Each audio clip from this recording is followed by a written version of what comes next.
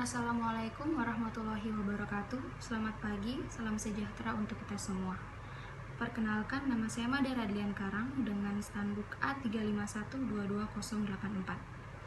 Di sini saya akan menjelaskan sedikit materi tentang kedudukan bahasa Indonesia dan fungsi bahasa Indonesia.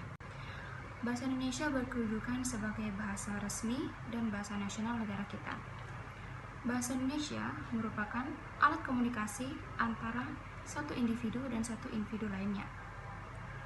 Kedudukan bahasa Indonesia ini tertuang dalam Undang-Undang Dasar Pasal 36 Undang-Undang Dasar 1945.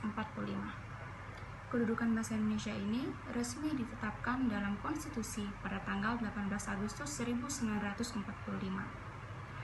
Fungsi bahasa Indonesia sendiri, yang pertama, bahasa Indonesia sebagai bahasa resmi kenegaraan, yang artinya seluruh kegiatan kenegaraan dan penyelenggaraannya harus menggunakan bahasa Indonesia. Contoh, yang pertama, bahasa Indonesia digunakan pada saat pertemuan-pertemuan resmi. Yang kedua, bahasa Indonesia digunakan pada saat penulisan surat menyurat melalui penyuratan resmi maupun tidak resmi. Fungsi yang kedua, bahasa Indonesia sebagai alat pengantar pendidikan. Nah, di Indonesia ini, kegiatan belajar mengajar di sekolah dan di lingkungan kampus, kita menggunakan bahasa Indonesia sebagai bahasa baku. Contoh yang bisa saya ambil di lingkungan kampus. Di dalam kampus, kita berinteraksi menggunakan bahasa Indonesia. Dan pada saat melakukan diskusi di lingkungan kampus, kita menggunakan bahasa Indonesia sebagai fungsi yang ketiga, bahasa Indonesia sebagai bahasa komunikasi tingkat nasional. Dalam hal ini, bahasa Indonesia berfungsi sebagai alat penghubung dalam kepentingan perencanaan serta kepentingan pemerintahan lainnya. Seperti contoh, dalam sebuah rapat pemerintahan yang resmi, bahasa Indonesia digunakan sebagai sarana untuk jalannya sebuah rapat tersebut.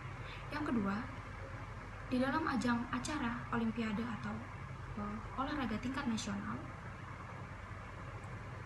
penggunaan bahasa Indonesia sangat diperuntukkan dalam berjalannya sebuah acara tersebut.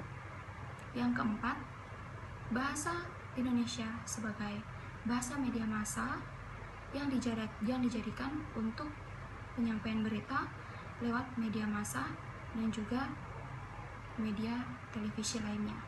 Contoh, seperti pemberitahuan di televisi banyak menggunakan bahasa Indonesia sebagai bahasa penyampaian yang baku agar mudah dimengerti oleh para penyimak atau penontonnya. Fungsi yang kelima, bahasa Indonesia sebagai bahasa pengembangan dan pemanfaatan ilmu pengetahuan dan teknologi.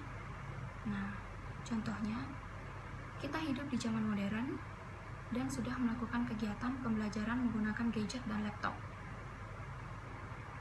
atau bisa disebut dengan media pembelajaran online, yang dalam prosesnya tersebut